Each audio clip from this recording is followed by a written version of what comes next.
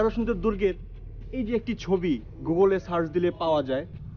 দেখুন যে এখানে ইটের যে স্তরগুলো রয়েছে প্রত্যেকটি স্তর কিন্তু আলাদা আলাদা। এগারোসিন্দুরের যেই ধ্বংসাবশেষের যে ইট, এই ইটগুলো কিন্তু অনেক প্রাচীন ইট।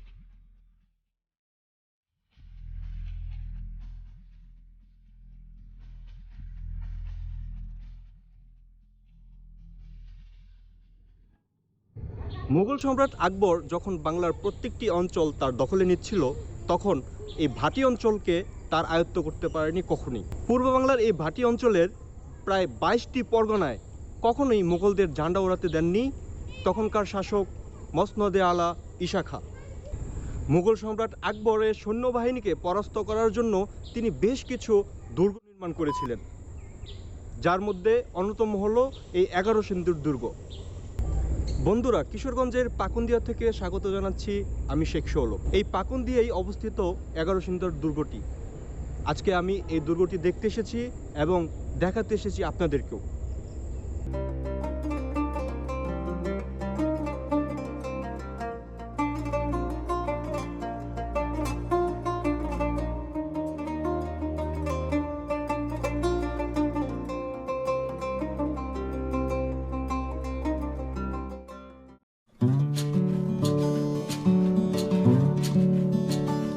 বন্ধুরা, কিশোরগঞ্জ জেলার নাম আসলেই চোখের সামনে ভেসে ওঠে ভাটি অঞ্চলের হাওর বাওর নদী নালার অপরূপ সৌন্দর্য। পাকুন্দিয়া যেহেতু কিশোরগঞ্জের একটি উপজেলা, তারও নব্যতার সৌন্দর্য থাকাটা স্বাভাবিক। এগারোসিন্দুর দুর্গটি নির্মিত হয়েছিল 11টি নদীর মোহনায়। আপনারা এখন যে নদীটি দেখছেন সেটি সেই 11টি নদীরই একটি, নাম তার বানার নদ। আহা, কি সুন্দর বয়ে চলছে, আর সঙ্গে আছে এক ঝুড়ি ইতিহাস। বানার নদের অপরূপ সৌন্দর্য দেখা শেষে চললাম আমার প্রধান উদ্দেশ্য এগারোসিন্দুর দুর্গের দিকে। আমি যতবারই কোনো পুরাতন ঐতিহাসিক স্থানের সামনে আসি, আমার মনে হতে থাকে ওই স্থানের সে সময়কার বাসিন্দারা আমাকে স্বাগতম জানাচ্ছে। বলতে পারেন এ এক আধ্যাত্মিক অনুভূতি। বন্ধুরা, দেখতে দেখতে আমরা এগারোসিন্দুর দুর্গে পৌঁছে গেছি। আপনারা দুর্গটি দেখতে থাকুন, আমি জানিয়ে দিচ্ছি দুর্গটির ইতিহাস।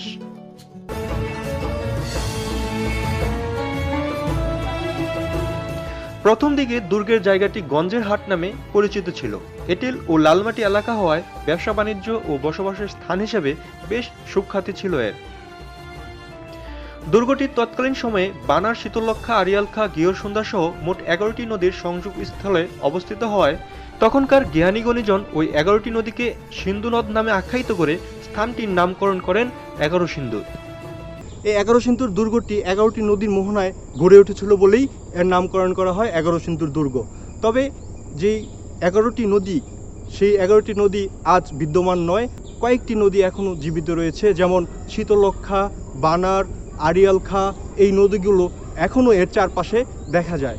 যেমন আমি যদি এই দুর্গটির পশ্চিম দিকে যাই তাহলে পাবো হচ্ছে সেই পুরাতন বানার নদী এবং হচ্ছে শীতলক্ষা নদী। এবং যদি আমি এই দিকে আরেকটু দক্ষিণ হয়ে ঘুরি তাহলে হচ্ছে পাবো যে সেই নদী যেটি হলো ব্রহ্মপুত্র নদী। এবং আমি যদি এর আরেকটু পূর্ব দিকে ঘুরি তাহলে পাবো হচ্ছে সেই গৃহসুন্দর নদী।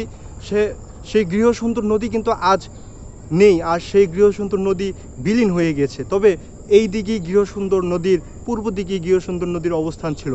এমন করে স্বর্ণবিল নামে একটি জায়গা ছিল, যেটি এর পিছনে এখনও বিদ্যমান রয়েছে। যেই উত্তর প্রান্তে, এই দুর্গটির উত্তর সাইডে হচ্ছে স্বর্ণবিল নামে যে জলাশয় এটি, আর এই দিকে হচ্ছে আবারও সেই ঘুরে ব্রহ্মপুত্র নদীর শাখা।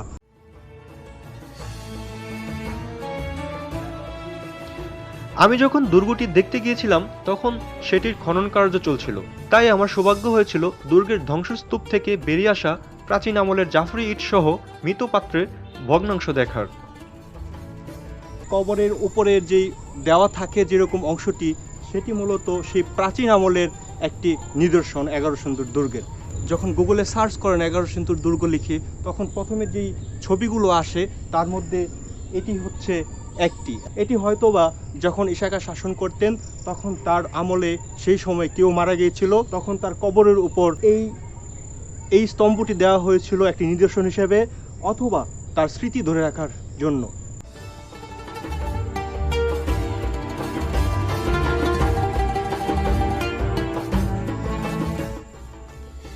এটা হচ্ছে সেই এগারোসিন্দুরের যেই ধ্বংসাবশেষের যেই ইট, এই ইটগুলো কিন্তু অনেক প্রাচীন ইট।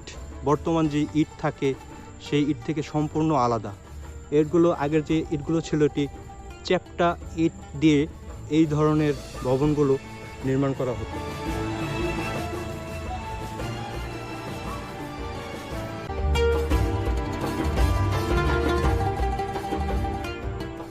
এই দুর্গের নাম কি জানেন আপনি? এটা নির্মাণ কে করেছিল এটা জানেন? আচ্ছা, আপনি যখন এই 3-4 বছর আগে যখন আসছিলেন তখন এই যে জায়গাটা আরো উঁচা ছিল না এরকমই ছিল? এরকমই উঁচা ছিল। আচ্ছা, ওই পাশে একটা কবরের মতো দেখা যায়, এটা আপনার ধারণা কি হতে পারে, যে এটা কি কবর না কিছু? ওই যে সামনে একটা কবরের মতো একটা দেখা যাচ্ছে, এটা আমি সঠিক জানি না। এটা জানেন না? আচ্ছা, আরো আগে এখানেই দেখছিলাম। এর আগে এসে এখানেই দেখছেন? এখানেই দেখছিলাম। আর এই বট গাছটা আপনার যেটা ছিল কাটা হয়েছিল না সে, মানে এই যে বট গাছটা পড়ে আছে পুরাতন গাছটা, এটা কি এখানেই ছিল? এটা এখানেই ছিল, মানে এই ইয়াটার উপরেই না? এই যে এই জায়গাটা। ও আচ্ছা, তাহলে এই বট গাছটা এর আগে আপনি যখন আসছিলেন তখন দেখছেন যে এটা খাড়া ছিল। ও, আর এই যে কাটাকাটি হচ্ছে এই জিনিসগুলো কি এর আগে আসছেন যখন তখন দেখছিলেন? না, তখন আসিনি। কাটাকাটি শুরু হওয়ার আগে আসেন নাই বা দেখেন নাই? কাটাকাটি শুরু হওয়ার আগে আসছিলাম, আর 4-5 বছর আগে। তো কাটাকাটি মনে হয় কিছুদিন আগে মনে করছে। আচ্ছা, তখন এই যে এখন যে এরকম কাটা দেখা যায় বিভিন্ন জায়গায় গর্ত গর্ত হয়ে আছে, তখন এরকম গর্তগুলো ছিল না? মানে এমনি মাটি স্তর জন্য এমনি একদম প্লেন ছিল? প্লেন না, এমনি উঁচা নিচা, মানে উঁচা নিচা, তবে এরকম গর্ত গর্ত ছিল। 12 ভূঁইয়া প্রধান ইশাখা কুজ উপজাতি রাজা ব্যবদের কাছ থেকে দুর্গটি দখল করে নিয়ে শক্তিশালী সামরিক ঘাঁটিতে পরিণত করেন। 1598 সালে মোগল বাদশাহ আকবর বাংলা জয়ের সময় তার সেনাপতি মানসিংহ ইশাখাকে দমন করতে দুর্গ আক্রমণ করেছিল। এরপর 17 শতাব্দীতে অহোম রাজ্য দুর্গটি দখলে নেয়।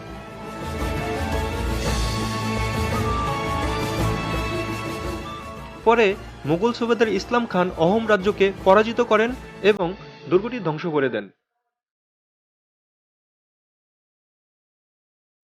পরবর্তীতে 1897 সালে সংঘটিত ভূমিকম্পে দুর্গের বাকি অংশগুলো ধ্বংস হয়ে যায়।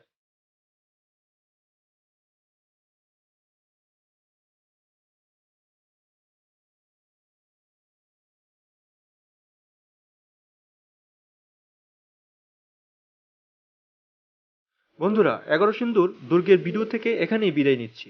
ভিডিওটি কেমন লাগলো কমেন্ট করে জানাবেন। তথ্যপূর্ণ মনে হলে অন্যদের সঙ্গে শেয়ার করবেন। দেখা হবে পরবর্তী ভিডিওতে অন্য কোনো জায়গায়। সে পর্যন্ত সবাই ভালো থাকুন, সুন্দর থাকুন।